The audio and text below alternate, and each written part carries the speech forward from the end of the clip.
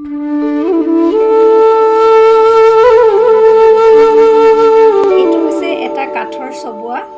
friends, Jyotikamixyt মই জ্যোতিকা আপোনালোক সকলোকে স্বাগতম জনাইছো আশা কৰিছো আপোনালোক ভালে আছে friends আজি মই আপোনালোকৰ ওচৰতে সুন্দৰ ভিডিও লৈ আহিছো আৰু এটা বস্তু চাকচোন এয়া মোৰ হাতত এটা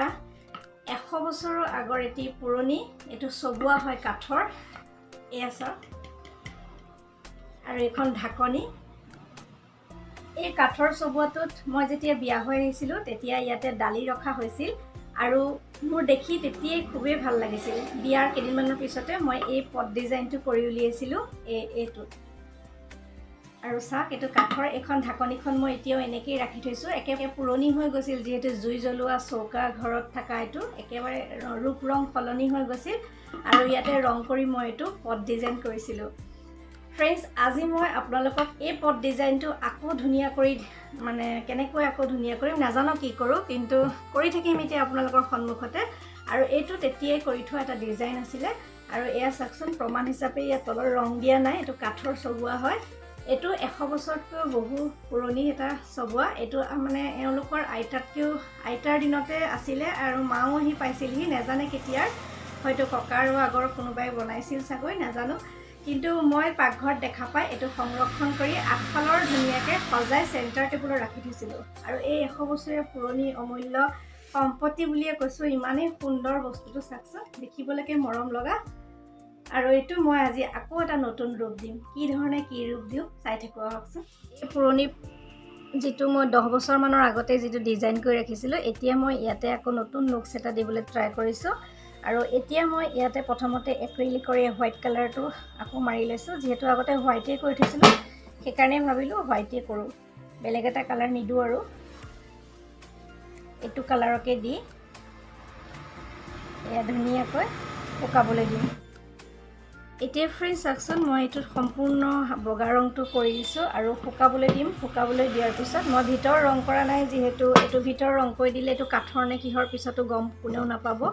সেইকাৰণে কাঠৰ হৈ থাকক যেহেতু এত ফুল থম গমু নাপায় কোনেও সেইকাৰণে প্ৰথমতে ইয়াতে মই বগা ৰং অলপ দি লৈছো আৰু আগৰ ডিজাইনটোৰ ওপৰত অলপ হোৱাইট দি দিছো আকৌ মই ডিজাইন কৰি আছো কি কৰিম আপোনালোকে ভিডিওটো স্ক্ৰিপ্ট নকৰাকৈ চালে গম পাব ইয়াতে আৰু কি ডিজাইন দিম এতিয়া ফ্ৰেন্ডছ শুকাবলৈ দি দিছো শুকুৱাৰ পিছত মই আপোনালোকক লগ পাই আছো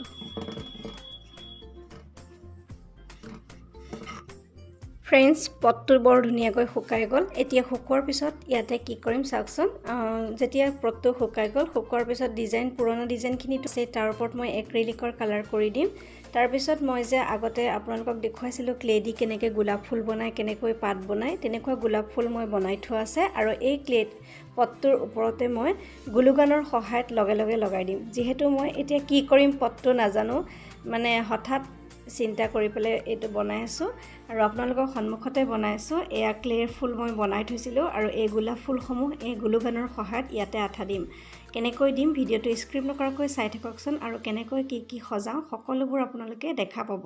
আৰু এয়া হৈছে কিনিবলৈ পোৱা মাইকা বিভিন্ন কামত মই ব্যৱহাৰ কৰিয়ে থাকো আপোনালোকে দেখিয়ে থাকে এয়া সৰু সৰু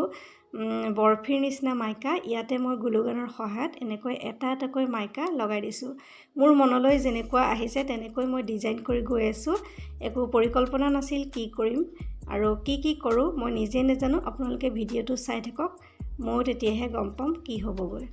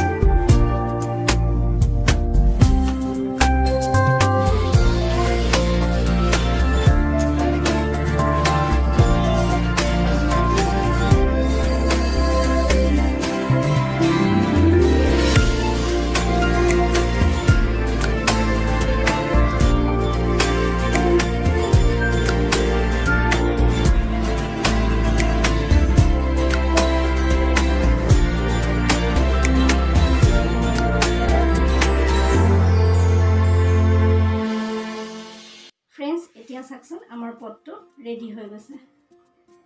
একো চিন্তা ভাৱনা কৰা নাছিলোঁ কি কৰিম আৰু এতিয়াই লৰালৰিকৈ এই পটটো আকৌ পুনৰ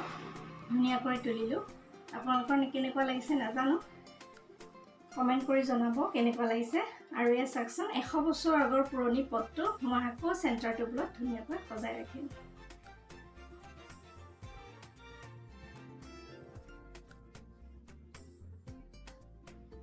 পটটো চাই নিশ্চয় ভাল পালে তেনেহলে ফ্ৰেণ্ডছ আজিলৈ আহোঁ আপোনালোক সুস্থ থাকক ভালে থাকক তাৰে কামনা কৰিছোঁ আকৌ নতুন কাম লৈ পুনৰ অহাৰ প্ৰতিশ্ৰুতিৰে মই জ্যোতিকা সকলোৰে পৰা বিদায় লৈছোঁ নমস্কাৰ